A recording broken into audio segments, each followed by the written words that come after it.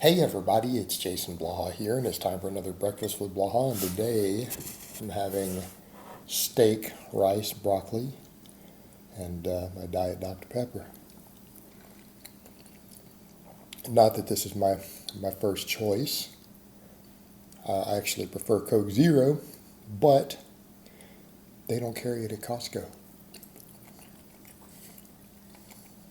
And part of my strategy for cutting right now is I like to carry cases of diet soda home from Costco. So, the fact that they don't carry Coke Zero kind of interferes with what I do, but I'll take this as a substitute. So I don't want people to think that this is my preferred choice and they tell me, well, I prefer this. I would rather drink this. Well, it doesn't work for my plan, unfortunately. Speaking of plans, though, let's talk a little bit about athletic stuff like that. Jumps, throws, cleans. Things that you guys have seen me promote more and more over the years. Not that it's particularly new. I've always talked about things like cleans and force production. And I used to do quite a few of them even years ago. You guys just didn't see a lot of it on camera. Right? I went through my non-squatting phase when I was still training at commercial gyms. I used to clean my weights up all the time to overhead press. Almost never did them off the floor. A lot of clean and push presses, clean and behind the neck presses. I was doing all that stuff. And you guys did see some of it on camera. But cleans, jumps, I've done jumps in the camera, whole phases of jumping while on conjugate. And you guys have seen me do med ball throws. But this is stuff that I prescribe to a lot of my clients, right? Depending upon what's happening with their time. Because these things do take time. And I do get people who we literally, look, I've got an hour 4 times a week for their training. That's all they can squeeze in. If that, we can't get GPP. They don't have time for jumping and throwing, and it's unfortunate. And some of them still get real big and real strong. But I definitely have some long-term ones who that's an issue. But my clients who care about athleticism, or if they compete in a sport, right, this becomes a big deal. I'll make the argument that even for powerlifting, I think we can make the case there. Just like we can for speed working. You'll get people who say, well, powerlifting is not a speed strength sport. Yeah, but are you telling me it doesn't contribute at all? I think that it does. But if we want to be athletic, we need to be doing these things.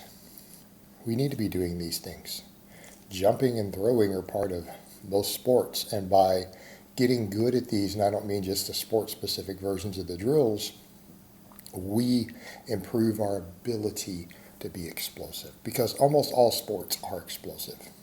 Almost all are. There are exceptions, but most are. Obviously anything that's running or jumping, but what about fighting sports? What about boxing? What about MMA? What about kickboxing? Speed strength matters.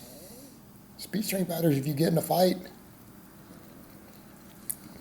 It's like absolute strength. But the thing I always point out, absolute strength raises the force production of your explosiveness also. So you do need to be training for absolute strength to be athletic, but let's come back over. We do need to be explosive. And if we're not doing dynamic effort work, and a lot of times if you're running a more basic system, the 5-3-1, the cube, whatever, you don't have room for a lot of dynamic work. It's just not part of the system as far as the speed work goes in your lifting. Well, that's when all this stuff becomes a lot more critical. Because the ability to get the weight started, even if your goal is maximum strength, if you can get faster, you can produce more force. You're more likely to lock a lift, less likely to grind it. It's not necessary to grind a lift, and that's what people forget. We can talk about grinding, but how many world records in powerlifting are not grinders? How many times have you seen someone set a world record with a 2-second rep? At least on the squat or the bench. Happens a lot. Telling me jumps and throws don't affect that. Jumping affects squats. It'll affect squats. They show that at Westside, but to look at a lot of guys who promote this, who are top strength coaches, world level squatters, promote jumping, who don't even ascribe to the dynamic method. There's plenty of them. You can make a case for throwing, for, again, locking, getting a quick lock on a bench. Okay, so it matters. Same thing for deadlifts. We could talk about cleans and jumps and things. It does matter. I've had a coach come through, and I'm sorry I forgot his name, but he runs a channel who he's commented in my comments before. And he's got a lifter, an athlete, a thrower, who doesn't even deadlift. But the guy can do reps with the power clean with like 315, or I think the guy can power clean 405. He does jumping. Obviously he throws because he's a thrower. When they've tested his deadlift, and he rarely deadlifts, he can deadlift 700 pounds. Because he is just that explosive, and he's built muscle mass through his whole back and posterior chain. Right? He is still able to deadlift. That's the other thing. You know, people will talk about grinding a deadlift. Well, you can grind a deadlift slow, so therefore speed strength doesn't matter. Well, no, because you can grind it slow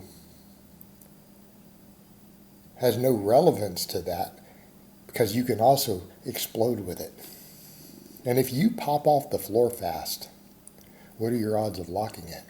You have a much better chance of locking a deadlift if you can get a ton of bar speed generated off the floor before you hit whatever your sticking point is. That is going to help your lockout. It might create a situation where you don't need to grind, particularly when it's sub-maximal. And a lift doesn't have to be maximal for you to win powerlifting meets. Yeah, you might reach a point where you have to grind 715, but you can explode with 700 if you get your speed strength up. And maybe 700 is all you need to win. But even then, you're more likely to get through your sticking point if you have speed. These things matter, and cleans help with this. All right, we could argue about other benefits of things like cleans and power snatches and things, but the explosive component, and it absolutely will carry over to your big lifts. It really will. And it'll make you just an all-around better athlete. All right, because at the end of the day, yes, our goal should be strength. This is a strength-based channel, but we should also be athletes. And I think that's something that gets leveled at, say, powerlifting and stuff quite a bit. Well, not all of them are athletic. Yeah, but we should be. All right, guys, but that's really all I have to say on that today. I hope it's been informative, and I will talk to you guys next time.